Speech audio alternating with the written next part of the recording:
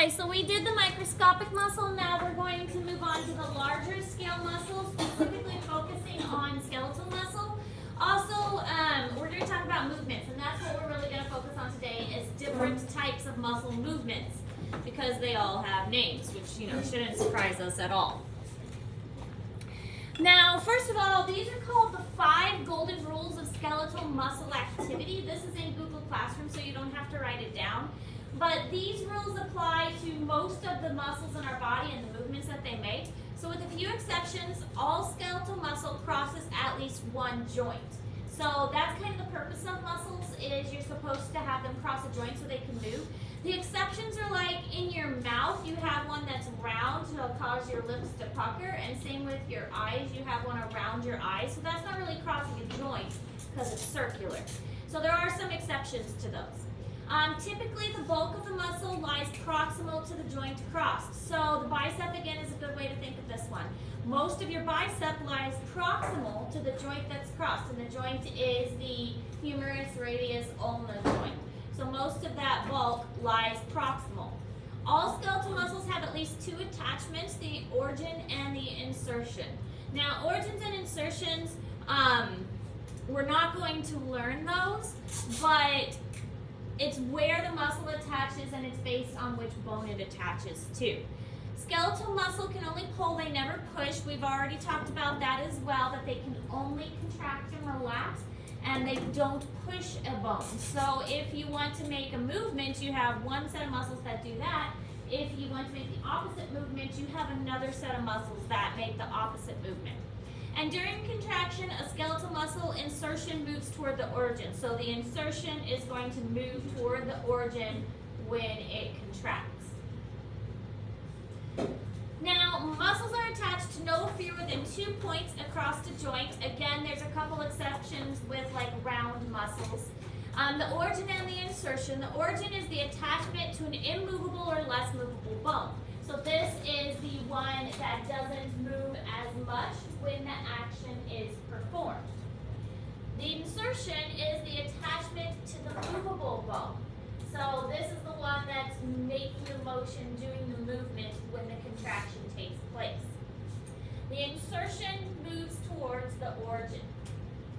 Insertion is going to move toward the origin when the muscle contracts.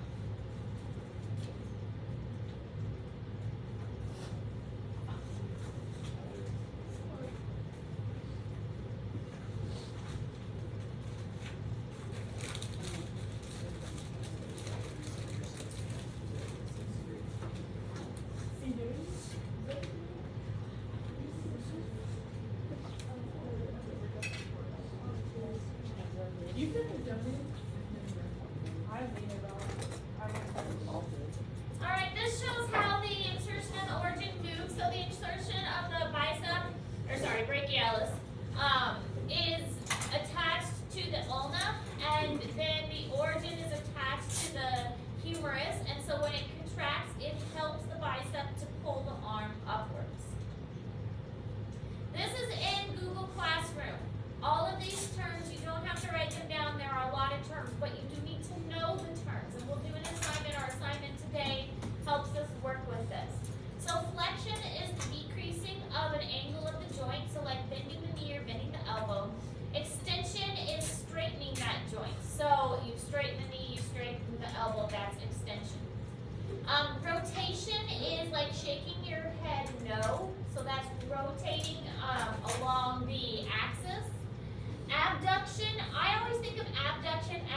you're abducted by aliens. Abduction means you're taken away. So moving away from the body. So moving your arms out, your arms are going away.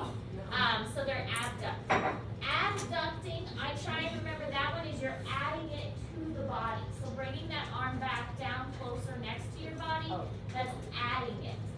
So abduction is moving it away. Adduction is bringing it down. Circumduction is going in a circle. So proximal end of the bone is stationary and distal ends moves in a circle. So circumduction is like a circle. So abduction, adduction, and then circumduction. Cool. These pictures I don't think are terribly helpful because it's hard to describe movement with a picture. So flexion and then is bending it. So flexion would be bending the arms too. And then extension is making it straight. Hyperextension is when you put it further than it's supposed to go. So if this is extension, this would be hyperextension. You can also hyperextend your head by looking up at the ceiling. So see, extension is normal, flexion is chin to chest, hyperextension looking up at the ceiling. Rotation, again, moving the head. You can also rotate the leg laterally and rotate the leg medially. Abduction and adduction and circumduction.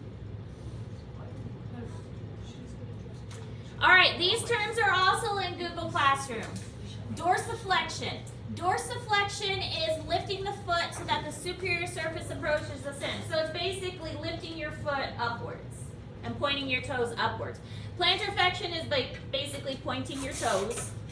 Inversion, turning the sole of the foot medially, so you're inverting your foot. Eversion is turning it laterally, so the foot turns outward. Supination, forearms, and so palms facing anterior, like you're, when you're doing supination, it's like you're, it comes from the term of like worshiping, you're worshiping something, so hands are upwards. Pronation is when the hands are down, you're lying pronate. And then opposition, really the only thing that can do opposition is your thumb, because your thumb is opposable. Opposable thumb does opposition. So that's opposition. So dorsiflexion, pulling the foot upwards. Plantarflexion is pointing the toes. Inversion, rotating it in. Eversion, rotating it out. Pronation, pronation is downward, supination is upwards. So this is not circumduction, this is supinate, pronate. Circumduction is a whole circle. Rotation is more like this. This is not rotation. And then opposition. Really, that's the only part of the body that does opposition. Right. Because, oh, that should say Google Classroom. Because of the fact that all those terms are in Google Classroom, we went through it kind of fast. But today's assignment is you are going to make a video of yourself and a partner. You can work in partners for this one, just 2 only. Performing these different actions and labeling them clearly, okay? So, on iPads, it was a little different when we did this. We were able to make iMovies. You guys are good at making videos now. You could make a TikTok. I'm fine with making a TikTok. But you need to have all of those terms that are listed, and you need to state clearly what the terms are so that I know you know what the movement means. And you need to perform that action. That's the whole point of making a movie is to show me that movement. You can work with one other person, but please make sure to clearly state who you worked with so I don't have to search through and try and find so-and-so worked with so-and-so. Okay, make sure you're very clearly stating that us 2 were partners. Does that make sense? Are you sure us 3 can be partners? If you all do the video and work together, make sure everybody works. Okay. All right, this is not going to be due until next next week. I wanted to give you guys time to work on this, so it's not due until next week. But tomorrow we will be taking more notes, so there won't be a whole lot of time to work on it tomorrow. Questions? All right, get to work.